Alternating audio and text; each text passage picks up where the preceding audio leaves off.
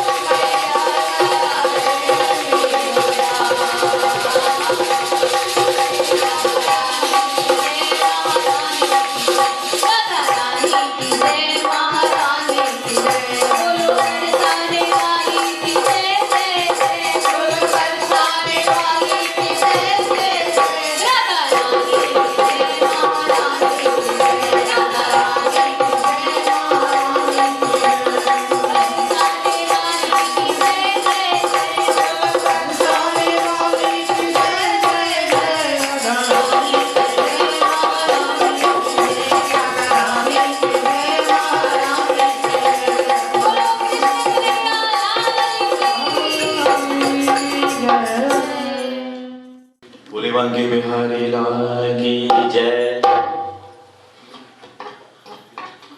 ले लो खबर हमारी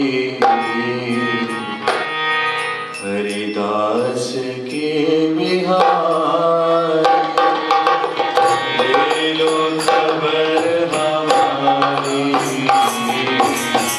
हरिदास के बिहार। ले लो खबर हमारी हरिदास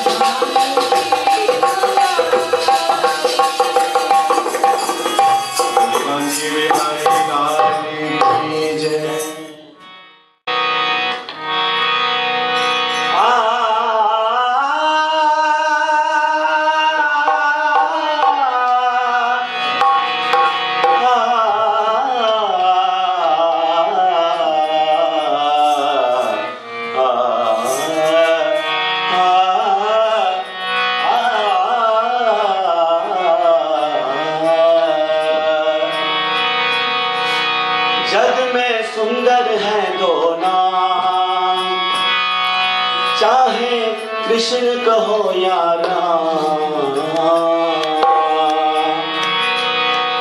जग में सुंदर है दो नाम, चाहे कृष्ण कहो या राम। जग में सुंदर है दो नाम, चाहे कृष्ण कहो या राम। बोलो राम राम राम, बोलो राम राम राम, बोलो राम राम राम, बोलो राम राम राम। जग में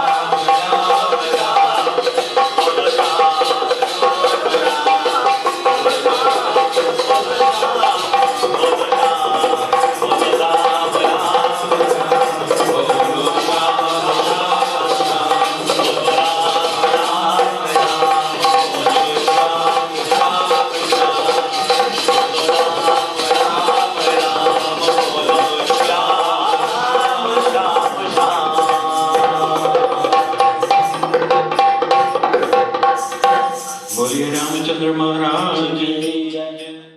बोलिए भक्तवत्सल भगवान की जय। अज्ञानतिमिरान्धस्य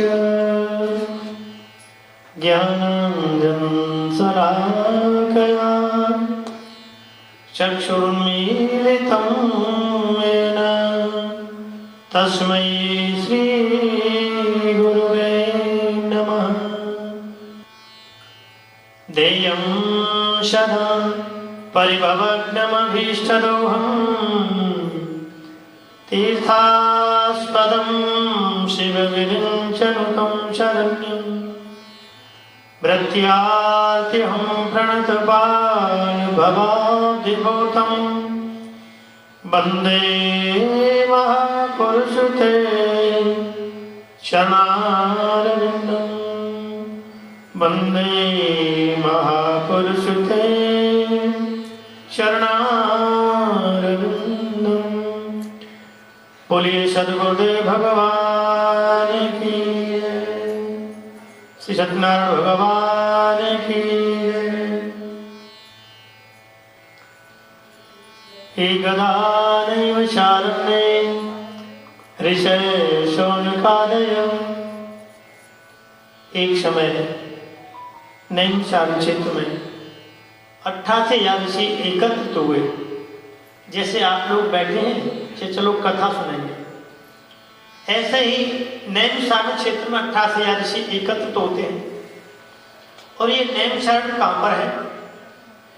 ये लखनऊ से आगे सीतापुर जिला है। वहाँ सुंदर बालू बिछी हुई है और संत वहाँ बैठे रहते हैं, दिखाई नहीं देते,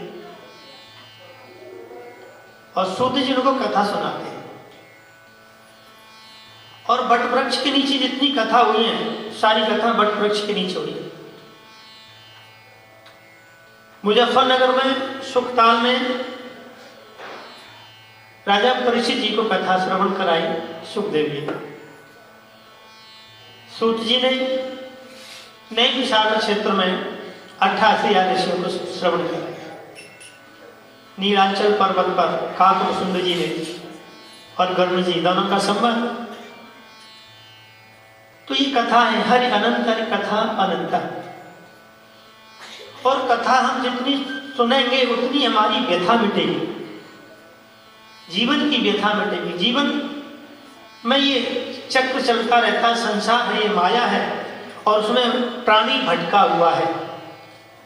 जब कथा का संबल मिलता है, सहारा मिलता है, तो उसे बल मिल जाता है। जीने की कला द्वारा से पुनः उसको उत्पन्न हो जाती है। आदमी जब हताश हो जाता है, फिर कथा श्रवण कर लेता है, तो कथा के माध्यम से कुछ चीजें ऐसी प्राप्त हो जाती हैं जिससे उसके जीवन में एक नवीनीकरण आता है। तो नैमिषारण्य क्षेत्र में 88 ऋषि ने प्रश्न किया सूत जी से, और यही प्रश्न नारद जी ने भगवान सत्यनारायण जी से किया कि एकदा नारदो योगी परानुग्रह कांक्षया पर्यटनम विविधि लोकान मृत्यु लोकामुपागत। अनेक लोकों में भ्रमण करते हुए नारद जी मृत्यु लोक में आए। ये पृथ्वी लोक है, और पृथ्वी लोक को ही मृत्यु लोक कहते हैं। क्यों? कि हर आदमी मर करके जाता है, शरीर को छोड़ के जाता है, और अंगुष्ठ मात्र हमारा जीव निकल के जाता है, पूरा शरीर यहीं रह जाता है। तो मर करके जाता है हर प्राणी, इसलिए इसको मृत्यु लोक कहते हैं। इसी मृत्यु लोक में नारद जी का आगमन हुआ, और नारद जी ने देखा संसार में सब लोग दुखी हैं। कोई तन दुखी, कोई मन दुखी, धन बिन रहे तो दास, थोड़े थोड़े सब दुखी, सुखी प्रभु के दास। नारद जी संसार में सब जगह भ्रमण करते हुए जब मृत्यु लोक में आए, तो मृत्यु लोक में सब प्राणियों को दुखी देखा। कोई तन दुखी, कोई शरीर से दुखी है, किसी के अंदर मानसिक कलेश है, कोई धन के बिना दुखी है, धन बिना रहे तो दास, थोड़े थोड़े सब दुखी, सुखी प्रभु के दास। जो भगवान का दास है, जो भगवान की भक्ति करता है, वो सुखी है। नारद जी ने ये देखा। और नारद जी का अर्थ क्या है? नारम ज्ञानम ददाति नारद, जो ज्ञान देते हैं उसे नारद कहते हैं। भगवान से मिला देते हैं उसे नारद कहते हैं। भक्ति का बीज बो दे उसे नारद कहते हैं। भगवान से मिला दे उसे नारद कहते हैं। और नारद, उनकी बात कभी खाली न जाए, उसे नारद कहते हैं। तो नारद जी का जब आगमन हुआ तो नारद जी ने सारे लोगों को दुखी देखा, तो नारद जी स्वयं दुखी हो गए। संत हृदय नव नीति समाना,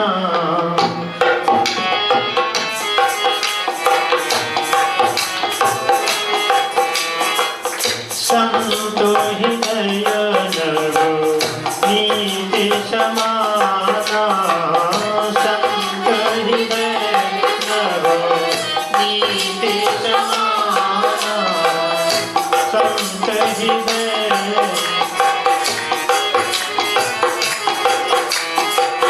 कहा कविन पर कहा न जाना, कहा कविन पर कहा न जाना, संत हृदय नव नीति समाना। संत का हृदय नवनीत कहते मक्खन को।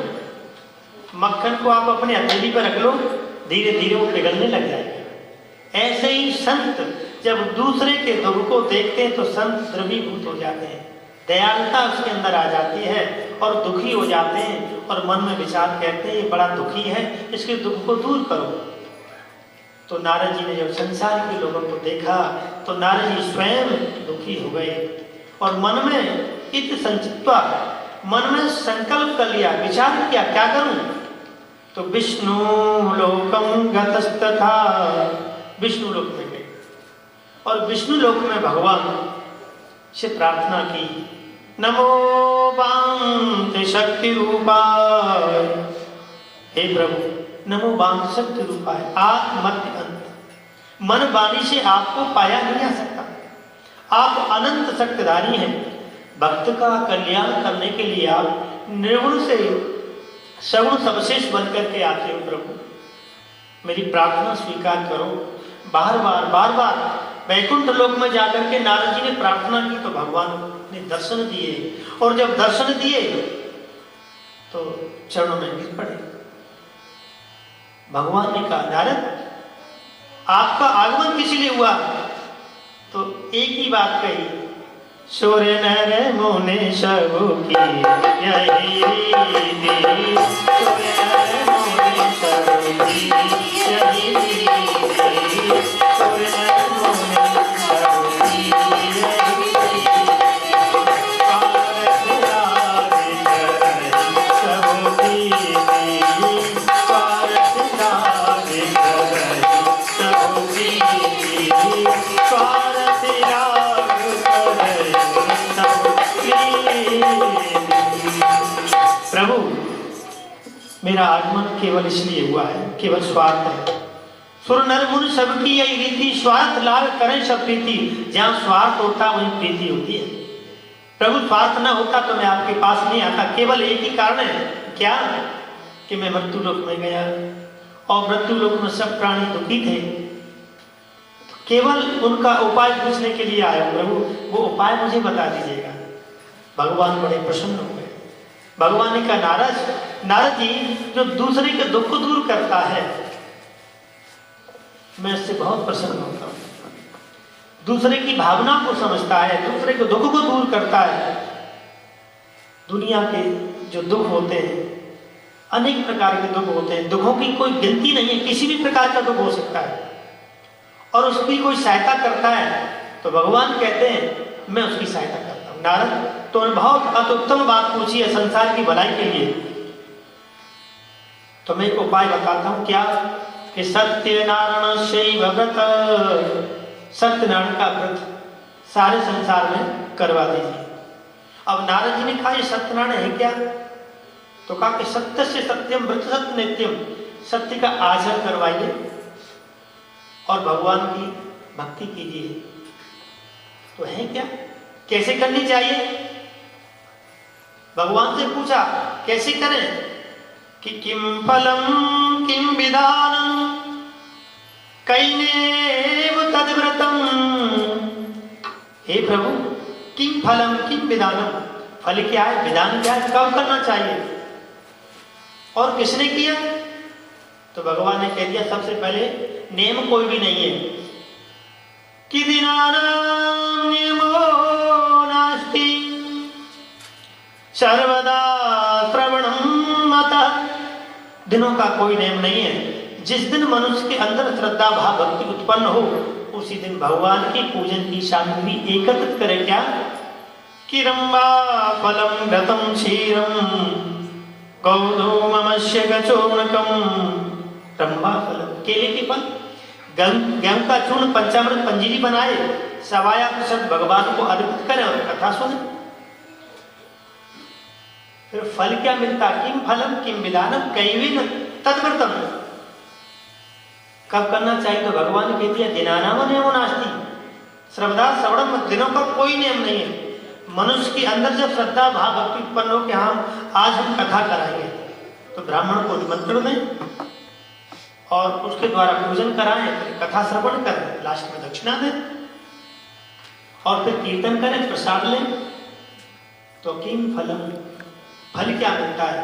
तो भगवान ने स्वयं कहा है जब सत्यनारायण की कथा सुनते हैं तो फल मिलता है कि दुख शोकादि शमनम धन धान्य प्रवर्धनम सौभाग्य संततिकरम सर्वत्र विजय प्रदम। जब सच्ची मन से कथा करते हैं कराते हैं तो दुख शोकादि शमनम, दुख और शोक निकल जाता है, सुहाग संतान की प्राप्ति होती है, सर्वत्र विजय प्रदम, सभी स्थानों पर विजय मिलती है। विशेषकर कलयुग में छोटा सा उपाय है कलौ चंडी विनायक। कलयुग में गणेश, दुर्गा और सत्यनारायण ये तीनों देवता तत्काल फल देने वाले होते हैं। तो पहले अध्याय में सूत जी ने 88,000 ऋषियों से कथा पूछी, नारद जी ने भगवान सत्यनारायण से कथा पूछी और फिर आगे दूसरे अध्याय में प्रवेश करते हैं। बोलिए सत्यनारायण भगवान की। कश्चित काशी पुरीरम विप्रो यति निर्धन। सुंदर काशीपुरी नगरी में शतानंद नाम के गरीब ब्राह्मण थे। भिक्षा के लिए पृथ्वी पर निकलते, भिक्षा से उनके कुटुंब का पालन पोषण नहीं होता। बेचारे गरीब थे और गरीब का भाग्य गरीब होता है। नेता के बच्चे नेता ही बनते हैं, इंजीनियर के ना बच्चे इंजीनियर ही बनते हैं और जो प्रॉपर्टी डीलर होते हैं उनके बच्चे प्रॉपर्टी डीलर भी बन जाते हैं, उनके भी बदल जाते हैं। तो वैसे अपनी परिपाटी अनुसार बालक अपने पिता के ही कुछ चीजों पर चलता है 90%। तो कहते हैं गरीब का भाग्य गरीब होता है। गरीब ब्राह्मण का बैठा था बेचारा, भगवान ने देखा गरीब है कुछ जाके कृपा करूं, तो भगवान भी एक बूढ़े ब्राह्मण का रूप धारण करके आ गए और पूछने लगे किमर्थ भ्रम से विप्रम नित्यस्य दुखितमहि। हे ब्राह्मण देवता, आपके चेहरे से महसूस हो रहा है तो बहुत दुखी है, क्योंकि परमात्मा तो अंतर्यामी है, लेकिन एक अनजाने की तरह सदानंद से पूछ रहे हैं कि तेरे चेहरे से महसूस होता है तो बहुत दुखी है। क्योंकि चेहरा ये कैमरा होता है, चेहरे के हाव भाव से सब पता चल जाता है। सतानंद रोने लगे, कहने लगे मैं गरीब ब्राह्मण कि ब्राह्मणो अहम दरिद्रो भिक्षा से भ्रम से मही उपायं यदि जानासि कथ्यताम सत्तम। मैं गरीब ब्राह्मण हूँ, भिक्षा के लिए पृथ्वी पर निकलता हूँ, भिक्षा से मेरे कुटुंब का पालन पोषण नहीं होता। अगर आप कोई उपाय जानते तो कृपा करके उपाय बता दीजिएगा। भगवान ने मन में सोचा उपाय तो बताने के लिए आया हूँ। भगवान ने कहा सतानंद भैया तू सत्यनारायण का पूजन कर, तेरी सारी मनोकामनाएं पूर्ण हो जाएंगी। भगवान ने पूरी विधि बता दी। सतानंद ने संकल्प ले लिया कि कल भिक्षा से धन मिलेगा, मैं सत्यनारायण का पूजन करूंगा।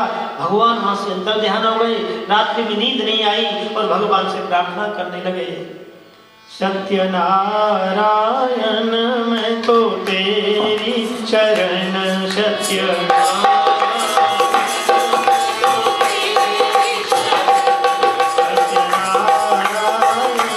मैं तो तेरी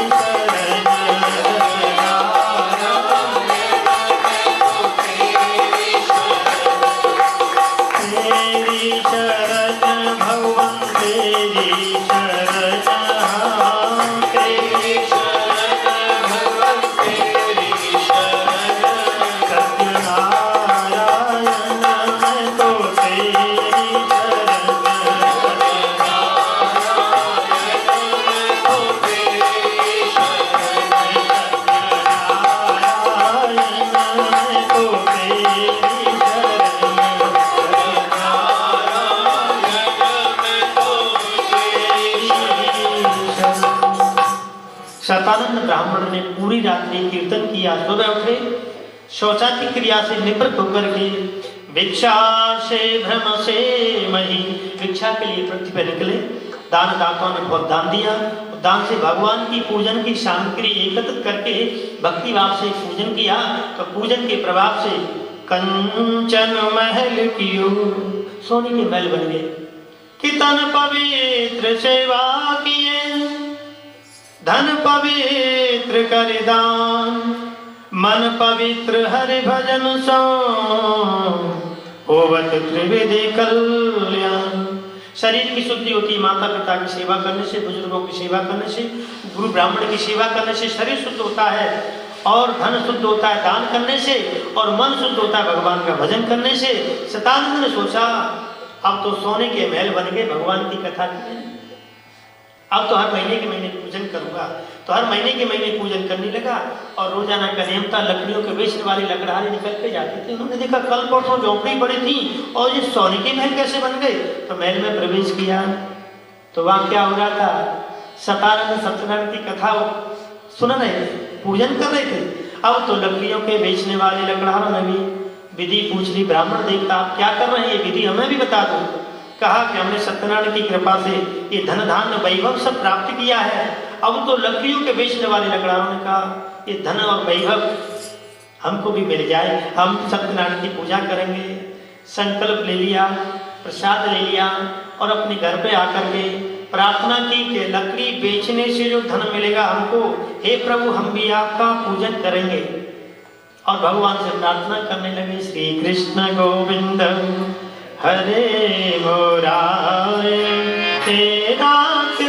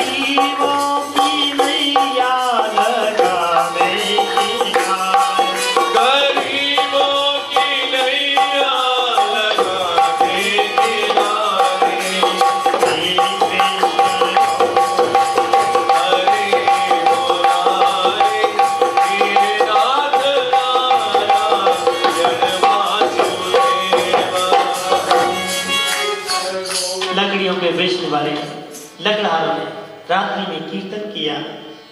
सुबह उठे, पवित्र होकर के काष्ठा धृत्वा मस्तके, अपने सिर पर लकड़ियों का बोझ रख करके बेचने के लिए गए।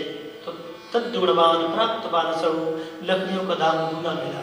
और कहते हैं और जानते सभी हैं, जब होंगे दाम तो बनेंगे काम, बिना दाम के काम नहीं। लकड़ियों के बेचने के लिए जब गए तो दूना दाम मिला, बड़े प्रफुल्लित हुए, खुशी हुए, और भगवान के पूजन की सामग्री एकत्र करके भक्ति भाव से पूजन किया। और पूजन के प्रभाव से अंततोगत्वा अपनी जीवन लीला समाप्त करके भगवान के ही धाम को चले गए। कौन? लकड़ियों के बेचने वाले लकड़हारे और शतानंद ब्राह्मण पूजा करते करते भगवान के धाम को चले गए। बोली सत्यनारायण भगवान की जय। सूत जी ने यही कथा 88 ऋषियों को बताई। अब हम तीसरे अध्याय में प्रवेश करते हैं। उल्कामुखो जितेंद्रिय, एक उल्कामुख नाम के राजा, जितेंद्रिय सत्यवादी थे, और अपनी पत्नी को साथ लेकर के पूजा कर रहे थे पुत्र की प्राप्ति के लिए। देखो, पुत्र का अर्थ कई बार बता चुका हूँ, लड़के का अर्थ कई बार बता चुका हूँ, मोड़ा का अर्थ कई बार बता चुका हूँ। और पुत्र की प्राप्ति के लिए पूजन कर रहे थे पति पत्नी और पति और पत्नी। देखो, पत्नी पत्नी में छोटी की मात्रा, बड़ी की मात्रा है।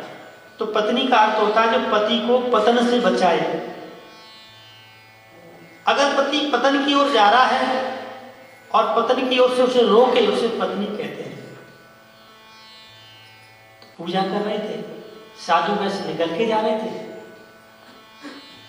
उन्होंने देखा भीड़ काय की लगी है, अपनी नाक को रोका, अपनी नाक को रोक करके पूछा कि भक्त्युक्तम चित्तसम, हे राजन भक्त्युक्त चित्त से आप क्या कर रहे हैं? कहा मैं पुत्र की प्राप्ति के लिए पूजन कर रहा हूं। देखो घर में कोई संतान नहीं होती है तो आंगन सूना रहता है। अपुत्रस्य ग्रह शून्यम दिशि शून्यस्य बांधव मूर्खस्य हृदय शून्य सर्व शून्यम दरिद्रता।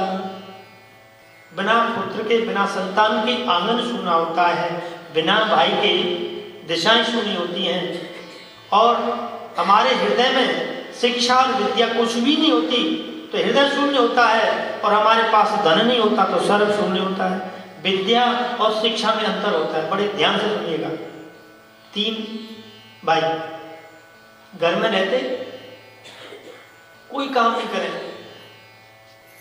पिताजी ने देखा कि बिल्कुल काम नहीं करते, तीनों भगा दिए, जाओ निकलो यहां से, और बंबई पहुंच गए। और बंबई में जाकर उन्होंने चाय की दुकान खोली, और चाय की दुकान खोल करके सब खूब पैसा कमाया, और तीनों भाइयों ने एक एक शब्द रट लिया, yes we are free don't worry.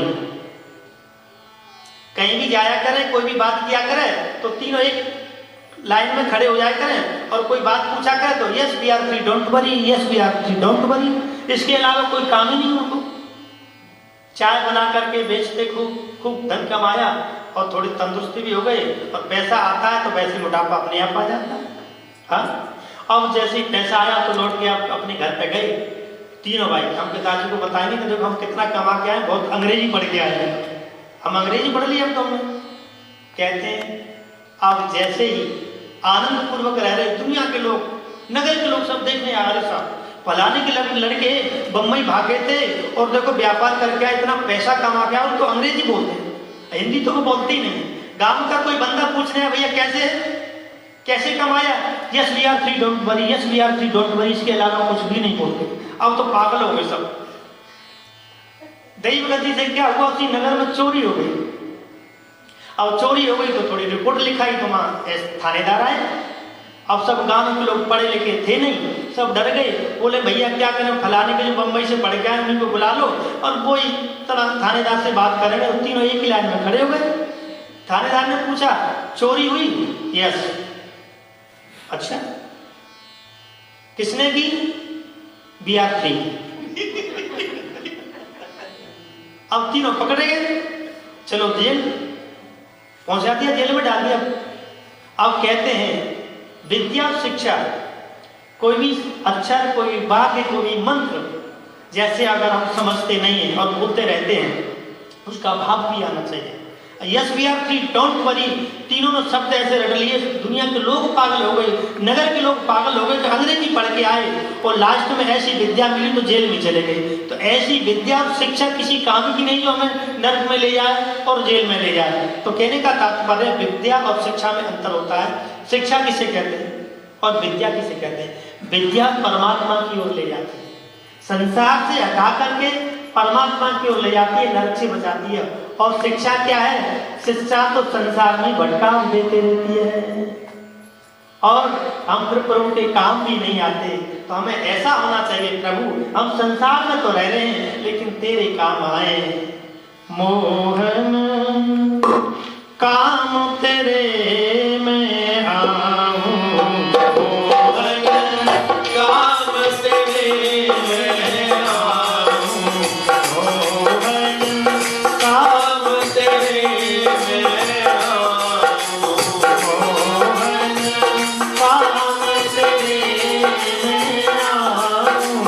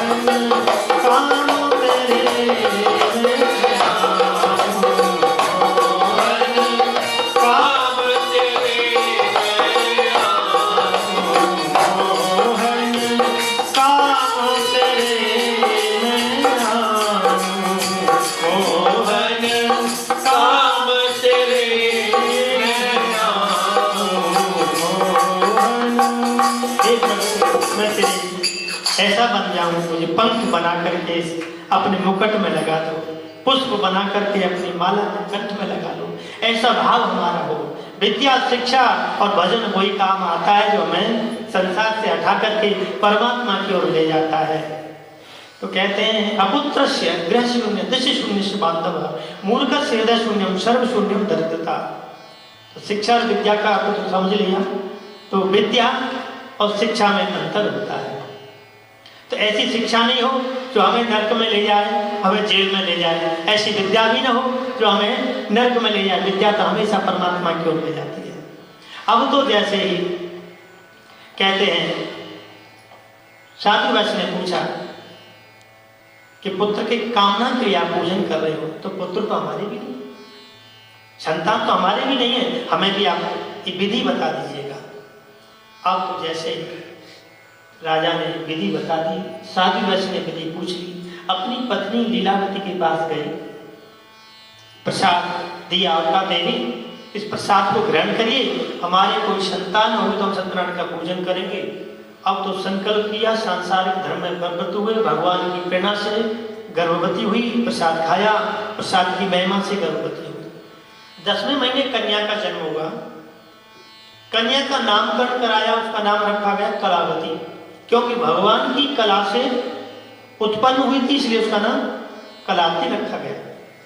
पत्नी ने कहा स्वामी हमने जो संकल्प लिया था कि हमारे कोई संतान होगी तो सत्यनारायण का पूजन करेंगे तो संतान भी हो गई, नामकरण भी हो गया, अब पूजन करिए ना। कह दिया विवाह समय कर श्यामी, क्योंकि भगवान का पूजन ही सबसे पीछे करता है और सबसे पीछे भगवान की पूजा ही रहती है। संसार के सारे काम हो जाएंगे लेकिन भगवान का जब नंबर आएगा तो थोड़ा सा डेट पर डेट बदलती चली जाएगी, आगे करेंगे और आगे में तो फिर ऐसा होता है कि राम नाम सत्य हो जाता है। हाँ, परमात्मा की हर चीज लेट होती है। तो कहते हैं नहाने में, खाने में, भगवान के भजन में, दान में और पुण्य में कभी पीछे नहीं रहना चाहिए। इनमें तो हमेशा आगे बढ़ना चाहिए। और होता क्या है कि दान में, पुण्य में, भजन में और लोग पीछे नहाने में तो पीछे जाते सबसे ज्यादा, है ना। कई लोग होते हैं नहाने में सबसे पीछे जाते हैं कि नहा लेंगे, ठंडी पड़ रही है, दुश्मन भी पड़ रही है, करने का फल मिलता है। आप तो बहुत भाग्यशाली हैं जो हर संडे को कथा सुनते हैं और संडे को आते हैं और भजन गाते हैं, आनंदित होते हैं, संमग्न हो जाते हैं। तो आप बहुत पुण्यशाली हैं, बहुत भाग्यशाली हैं तो आपको इतना मौका मिलता है और आप आते हैं, नियम से आते हैं। और नियम में परमात्मा का वास होता है। कभी परिस्थिति हो जाती है तो नियम टूट जाता है, कोई बात नहीं, पर नियम में ही परमात्मा के दर्शन होते हैं। अब तो जैसे पूजन नहीं किया, बेटी बड़ी होने लगी, शादी वैसे व्यापार करने गए, व्यापार से लौट करके आए तो उनकी बेटी बड़ी हुई और चिंता होने, अरे मेरी बेटी तो विवाह के योग्य होगी, अब उसका विवाह कर देना चाहिए। अब बेटी का विवाह भी कर दिया। पहले आश्वासन दिया था कि बेटी बड़ी हो जाएगी, बेटी का विवाह करेंगे तब कर देंगे। अब बेटी बड़ी भी हो गई और बेटी का विवाह भी कर दिया, फिर भी सत्यनारायण का पूजन नहीं किया। अब भगवान रुष्ट हो गए, जमाई को घर बसा लिया, भगवान रुष्ट हो गए। साधु वैश्य भविष्य में तुझे महान दुख की प्राप्ति होगी क्योंकि तूने संकल्प पूर्ण नहीं किया। और श्राप जब लगा, कभी किसी की हमें बद्दुआ लग जाती है, श्राप लग जाता है तो वो दिखता नहीं, कभी न कभी फिर वो हमें कष्ट देता है। फिर कहते हैं कि हमें ऐसा कैसे हो गया, हम तो भगवान का भजन करते, पूजन करते, हमने किसी का बुराई नहीं किया। कभी अनजाने में भी हमसे गलतियां हो जाती हैं, उसका भी कष्ट हमको भोगना पड़ता है। अब तो जैसे ही जमाई को घर बसाया, राजा चंद्रकेतु के नगर में गए, बहुत बड़ी दुकान खोली, बहुत पैसा कमाया। लेकिन भगवान की रुष्टता के कारण राजा के माल की चोरी करके चोर चले आ रहे थे। चोरी किया हुआ धन उनकी दुकान में रख दिया, चोर स्वयं छुप गए और ससुर जमाई पकड़े गए। ससुर जमाई जैसे ही पकड़े गए, सिपाहियों से कहा हमको क्यों पकड़ के ले जा रहे हो, हमने तो कुछ नहीं किया।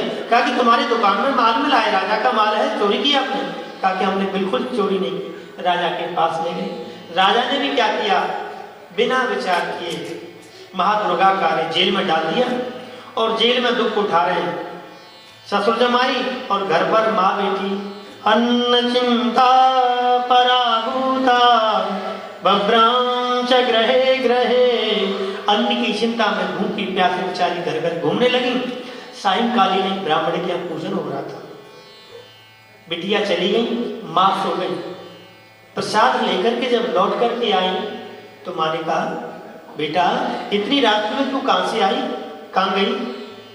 तो कलावती ने बताया, माँ मैं एक ब्राह्मण के यहाँ गई थी और मैंने सत्यनारायण की महिमा सुनी है, मैं सत्यनारायण का पूजन करूंगी, मेरे पति और पिता है। अब तो बेटी ने भगवान से प्रार्थना की, भगवान के पूजन की सामग्री एकत्र करके और पूजन प्रारंभ कर दिया और भगवान से प्रार्थना करने लगे।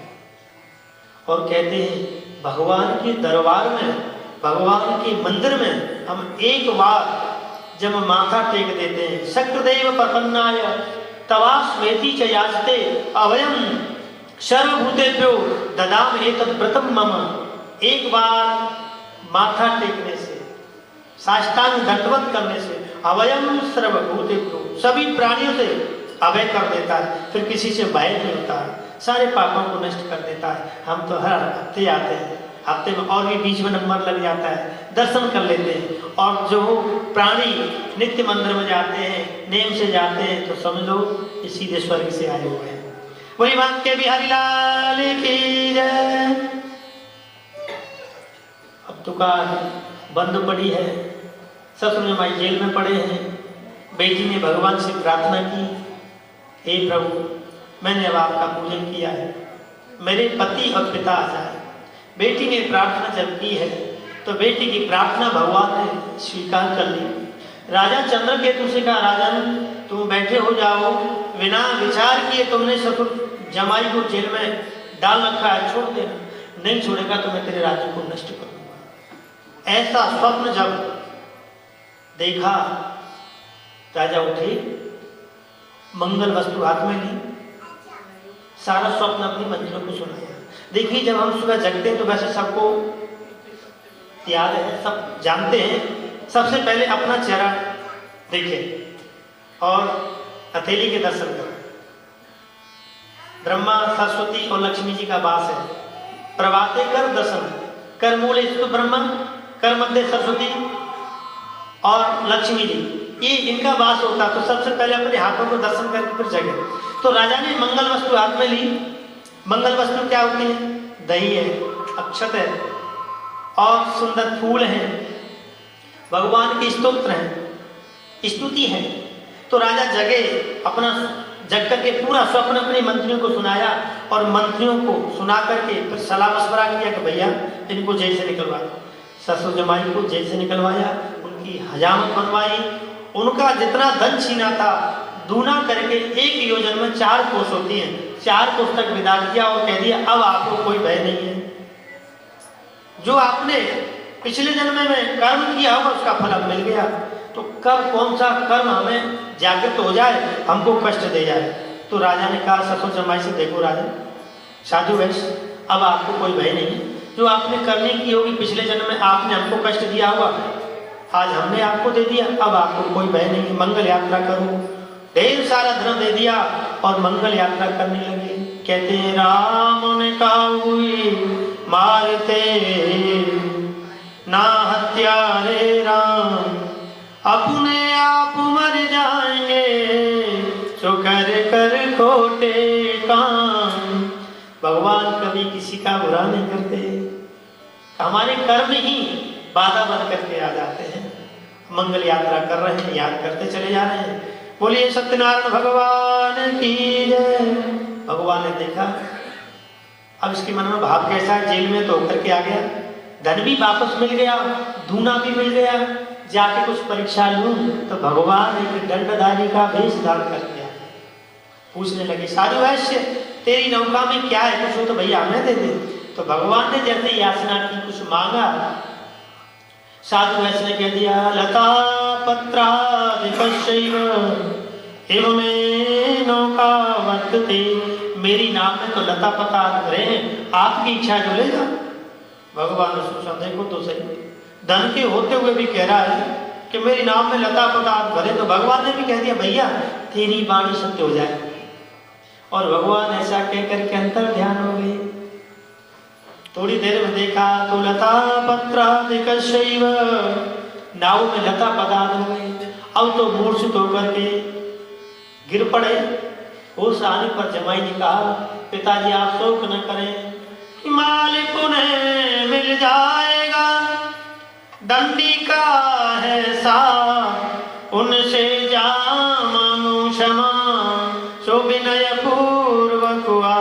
पिताजी दंडधारी के वेश में जो आए थे शायद वो परमात्मा होंगे, हमने उनका अपमान कर दिया है, चलो ढूंढे, क्योंकि उसी वजह से तुम्हारा धन नष्ट हो गया, लता पतार्थ हो गए। तो भगवान को ढूंढने लगे। भगवान समुद्र के किनारे दिखाई दे गए, उनके चरणों में गिर पड़े, कहने लगे आप कौन है? भगवान ने कहा मैं वही हूँ जो तूने संकल्प किया था अब तक पूर्ण नहीं किया। तेरी बेटी ने संकल्प किया, उसके प्रभाव से तू जेल से निकल के आ गया, और दूसरी बार फिर मैं तेरे पास आया तो तूने मेरा अपमान कर दिया। अब तो भगवान के चरणों में गिरने लगे और प्रार्थना करने लगे, न जाना भी गुणा रूप प्रभु, आप भी गुरु रूप को नहीं पहचान पाया, हमारे धन को भरपूर करिए, हम आपकी कथा को पूर्ण करेंगे। भगवान प्रसन्न हो गए, धन को भरपूर किया और मंगल यात्रा करते करते करते अब जैसे ही नगर के पास पहुंचे, अपने दूत भेजे और दूतों ने जाकर के बेटी से कह दिया बेटी तुम्हारे पति पिता कुशल मंगल नगर के पास में आ चुके हैं। अब तो बड़ी खुशी हुई, दौड़ लगाई, बिना प्रसाद खाए और वो पति के दर्शन करने के लिए आई तो भगवान ने उनकी नौका को जल में अलक्षित कर दिया, डुबो दिया।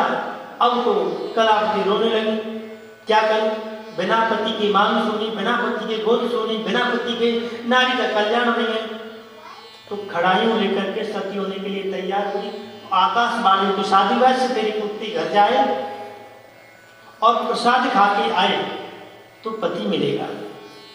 अब तो जैसे शादी बस में आकाशवाणी की शब्द सुन करके और अपनी पुत्री को घर ले जा करके उसके मुख में चरणामृत और पंजीरी डाली और उसी के प्रभाव से उसके पति की नौका जल के ऊपर आई। बड़े खुशी हुए और घर आकर के सत्यनारायण का पूजन किया और पूजन करते करते परमात्मा से केवल एक ही चीज मांगी, प्रभु हम किसी भी जन्म में जाए, कोई भी जन्म मिल जाए, आपकी याद बनी रहे, आपको हम भूले नहीं। परमात्मा से प्रार्थना करते करते अपनी जीवन लीला समाप्त करके भगवान के सतपुर धाम को चले गए। बोलिए सत्यनारायण भगवान की जय। लास्ट 5वां अध्याय सूत जी ने 88 ऋषियों को बताया कि जिन्होंने कथा की वो तर गए। लास्ट में कथा थी आशी तुंगध्वजो राजा प्रजा पालन तत्पर। तुंगध्वज नाम के राजा प्रजा का पालन करते, लेकिन अहंकार बहुत था, बड़ा अहंकार। अनेक प्रकार के पशुओं को मार करके बरगद के पेड़ के नीचे आए। देखो मैं बार बार कहता हूँ बरगद का पेड़ साक्षात किसका रूप है? शिव जी का। पीपल का वृक्ष साक्षात विष्णु जी का। गूलर का वृक्ष साक्षात ब्रह्मा जी का। और जितने वृक्ष होते हैं सब वृक्षों में देवताओं के अंश पाए जाते हैं। तो बरगद के पेड़ के नीचे गोपबाल पूजन कर रहे थे। राजा निकल के जा रहे थे तो गोपबालों ने राजा को रोका, प्रसाद दिया तो राजा ने प्रसाद नहीं लिया और कहने लगे न जाने तुम कौन सी जाति का, तुम्हारे हाथ का प्रसाद ग्रहण नहीं करेंगे। प्रसाद का त्यागन करके और जैसे अपने नगर में आए तो सतम पुष्टम धनम नष्ट, स्वपुत्र धनदान सभी नष्ट हो गया।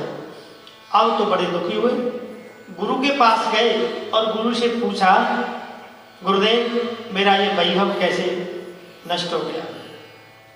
कहा कि तुमने किसी का अपमान किया है। जो मानव गलती करता है उसे एहसास रहता है, और जो गलती करे और गलती करके सॉरी बोल दे उसे कहते हैं देवता। और जो गलती भी करे और गलती करने के बाद स्वीकार भी नहीं करे कि मैंने गलती की है और लड़ने के लिए तैयार हो जाए, उसी को कहते हैं राक्षस, उसी को कहते हैं दुष्ट। जो सॉरी भी नहीं बोले और लड़ने के लिए तैयार हो जाए। तो राजा ने अपनी गलती स्वीकार की और पुनः वट वृक्ष के नीचे आए, गोप बालों से प्रार्थना की भैया मेरे से गलती बन गई, मैं आपके साथ मिलकर पूजन करूंगा। अब दोनों ने मिलकर के पूजन किया और पूजन के प्रभाव से उनके पुत्र पौत्र पहले से भी और बढ़ गए, धन धान्य बढ़ गया। अंत तो गत्वा पूरी प्रजा के साथ पूजन करते करते अपनी जीवन लीला समाप्त करके भगवान के सतगुरु धाम को चले गए। बोले सत्यनारायण भगवान की जय। ये तो हो गई कथा। सबसे पहले कथा किसने की?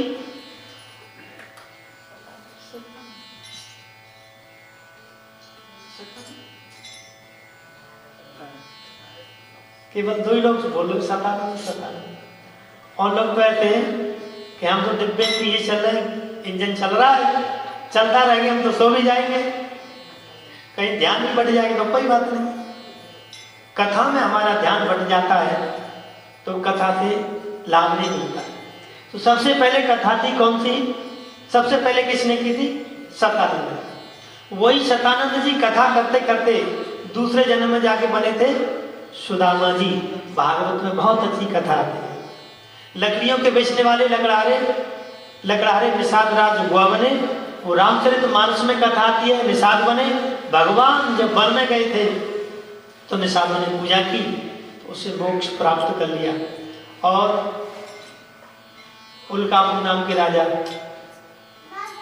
जिन्होंने पुत्र की प्राप्ति के लिए पूजन किया था कि मुझे पुत्र मिले, तो वो दूसरे जन्म में जाके दशरथ जी बने और भगवान स्वयं पुत्र के रूप में आए, राम के रूप में आए, तो अपने बेटे के दर्शन से, पुत्र के दर्शन से मोक्ष प्राप्त कर लिया। और साधु वैश्य कौन थे? कलावती के पापा जी। हाँ जी, साधु वैश्य मूर्धज बने और अपने पुत्र को आरे से चीर करके और भगवान के सिंह को अर्पित किया, तो भगवान ने साक्षात दर्शन दिए और उनके पुत्र को भी जीवित किया। और लास्ट में जो कथा थी, मनु शत्रुपा बने। कि कौन बने? तुंगध्वज नाम के राजा। और मनु शत्रुपा बने, उन्हीं के मनु महाराज के नाम से हम मानव कहलाएंगे। सच्चे मन से जो कथा करते हैं, कराते हैं, भगवान उनकी सारी मनोकामनाएं पूर्ण करते हैं और अंत में अपने ही धाम को बुला लेते हैं। राम का नाम लेकर जो मर जाएंगे, राम का नाम लेकर जो मर जाएंगे, वो अमर नाम दुनिया में कर जाएंगे, वो अमर नाम दुनिया में कर जाएंगे। राम का नाम लेकर जो मर जाएंगे, राम का नाम लेकर जो मर जाएंगे, वो अमर नाम दुनिया में कर जाएंगे। वो अमर नाम दुनिया में कर जाएंगे। न सोचो कि मर कर किधर जाएंगे, ये न सोचो कि मर कर किधर जाएंगे, न सोचो कि मर कर किधर जाएंगे। ये न सोचो कि मर कर किधर जाएंगे। वो जिधर भेज देगा उधर जाएंगे, वो जिधर भेज देगा उधर जाएंगे।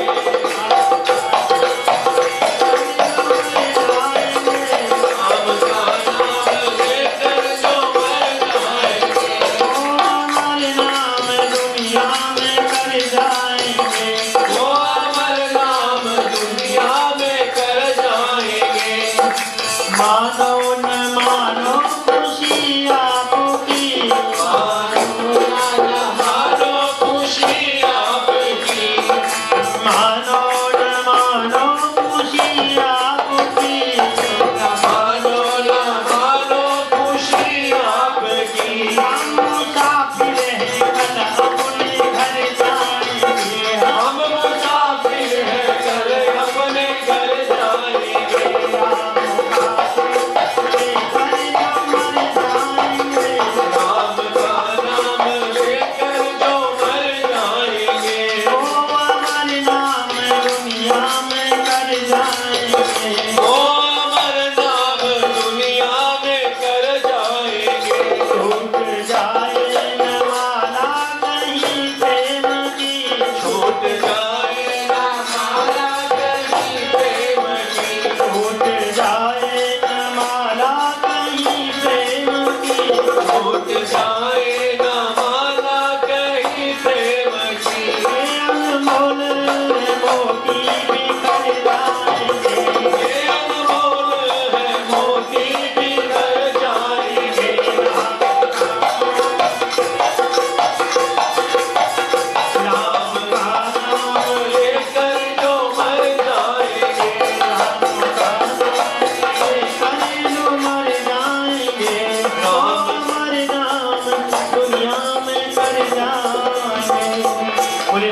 कौशल भगवान की जय, सत्यनारायण भगवान की जय, आज के आनंद की जय, वृंदावन बिहारी लाल की जय, भक्त मंडली की जय। जय जय श्री राधे, जय जय श्री राधे। अब दो शब्द हमारे प्रधान जी बोलेंगे कुछ, और हमारे पंडित जी शर्मा जी और अपना आसन ग्रहण करें, आकर के विराजमान हो, बस मेरा निवेदन है इनसे। बोलिए कृष्ण कन्हैया लाल की जय। कहते हैं ना, जब समय आता है तभी सब कुछ होता है ना।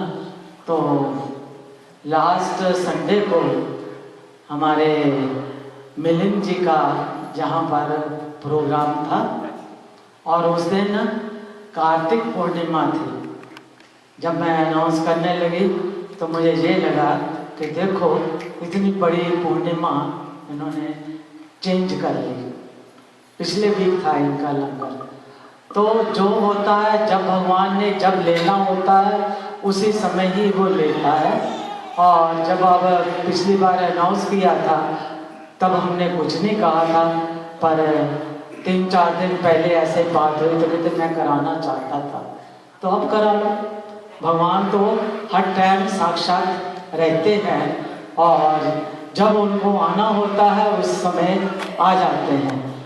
आज की कथा और आज का भोग $1100 की भेंट अपना मिलिंद जी की तरफ से और इनके परिवार की ओर से मंदिर को अर्पण की गई है। और जिस भी कामना को समक्ष रखकर इन्होंने जो भोग अर्पण किया है, जहाँ जो कथा करवाई है, भगवान उनकी मनोकामना पूर्ण करे और इस परिवार को हमेशा इतनी शक्ति और भक्ति देता रहे कि इसी तरह से मंदिर के साथ जुड़े रहे। तो मैं इनका बहुत बहुत धन्यवाद करती हूँ और यही प्रार्थना करती हूँ कि भगवान इन्हें हमेशा इसका साथ कभी नहीं छोड़े। और श्री बलवीर कैंथ जी की तरफ से $501 की भेंट अर्पण की गई है। जिस भी मनोकामनाओं को समक्ष रख के इन्होंने ये भेंट अर्पण करी है, भगवान उस मनोकामनाओं को पूर्ण करे। और इसी तरह से ये वैसे तो हमेशा बिना नागे कभी कोई ज़रूरी काम हो तभी छोड़ते हैं, नहीं तो अक्सर जो आते हैं और जो भी सेवा को हो वो करते भी हैं और ऊपर के काम में भी साथ देते रहते हैं। अंकुर जी की तरफ से $21 की भेंट अर्पण करी है। जिस भी कामना को रख करके इन्होंने, मेरे ख्याल से आज सत्यनारायण की वजह से ही इन्होंने, मैं भी थोड़ा सा जान लेती हूँ मन, तो इसी वजह से इन्होंने जो अर्पण करी है। भगवान सत्यनारायण जी इनसे भी इसी तरह से कथा लेते रहे, क्योंकि बहुत दिन हो गए हैं अभी करवाई नहीं इन्होंने, पहले करवाई थी। तो यहाँ पर हमारे यहाँ महीने में एक बार सुंदरकांड और कथा तो जब लोग चाहते हैं उसी समय हो जाती है, पर मोस्टली पहले हर सत्यनारायण की कथा के दिन ही होती थी। और मंगलवार को भी आप करवा सकते हैं। मंगलवार को हमेशा हनुमान चालीसा जैसा होता था 6 से 8 बजे तक, उसी तरह से अभी चल रहा है। सर्दी तो जब हम काम करने के लिए जा सकते हैं तो रविवार को भी यहाँ आ सकते हैं। तो ये एक बहाना है कि आज स्नो पड़े, अभी तो स्टार्टिंग है, अभी तो 3 महीने और चाहिए। तो इसी तरह से भी अब तो ठंडी और आएगी और हम लोग काम तो नहीं बंद करते हैं ना, तो इसी तरह से इसको भी नहीं करना चाहिए, क्योंकि जो देने वाला है उसका तो साथ नहीं छोड़ना चाहिए, वो हमेशा देता ही रहता है और उसकी वजह से हम सब पाते हैं, स्वस्थ रहते हैं और अपने सब खुशियाँ भी देखते हैं। धन्यवाद। आप भोग लगेगा और आरती करेंगे। जय जय श्री राधे, जय जय श्री राधे श्याम। सर्वे भवन्तु सुखिनः, सर्वे सन्तु निरामया, सर्वे भद्राणि पश्यन्तु मा कश्चित् दुःखभाग् भवेत्। ओम शांति शांति शांति। ओम नमः पार्वती पते हर हर महादेव। या निकानि ज्ञानाज्ञातकृतानि च तानि सर्वाणि नश्यन्तु प्रदक्षिणा पदे पदे। पापोऽहं पापकर्माहं पापात्मं पापसम्भवः। त्रायमां पुण्डरीकाक्ष सर्वपापहरो भव। त्रायमां पार्वतीनाथ सर्वकष्टहरो भव। सर्वरोगहरो भव।